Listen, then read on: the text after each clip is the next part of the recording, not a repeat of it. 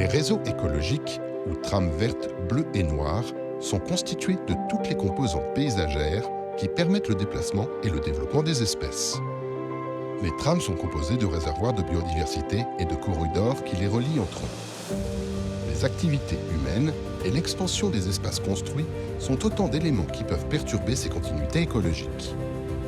Le contrat vert et bleu, c'est un outil de la région Auvergne-Rhône-Alpes qui permet de restaurer les continuités écologiques sur tout le bassin versant de l'Adore.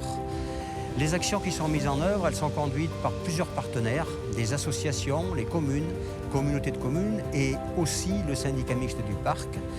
Le but, c'est effectivement d'obtenir des résultats concrets, mais aussi de faire prendre conscience à nos partenaires et à la population en général de l'intérêt de préserver ces corridors.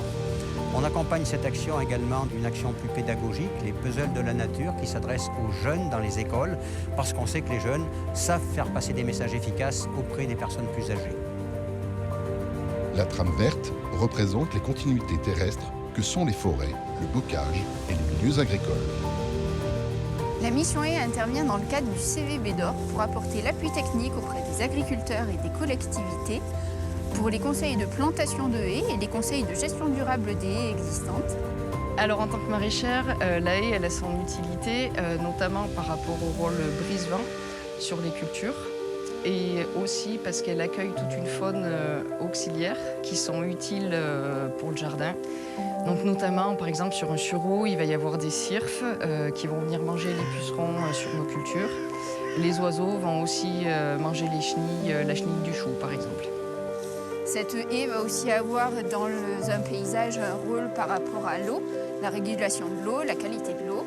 Mais d'un point de vue corridor écologique, ça va servir aussi de zone de déplacement pour tout ce qui est faune et biodiversité en général.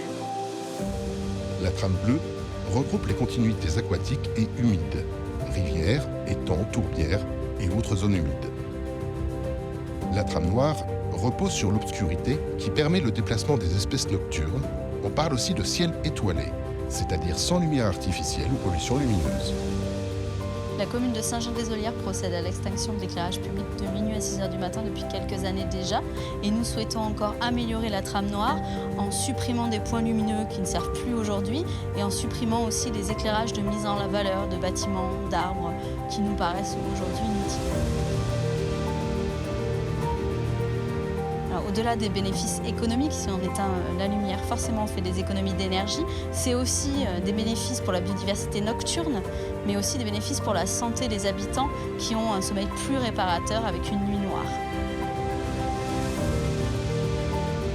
Partager les espaces et maintenir les connexions entre eux, conserver les trames vertes, bleues et noires, c'est favoriser les liens entre les êtres vivants, leur permettre de se déplacer, de s'alimenter, de se reposer et de se reproduire.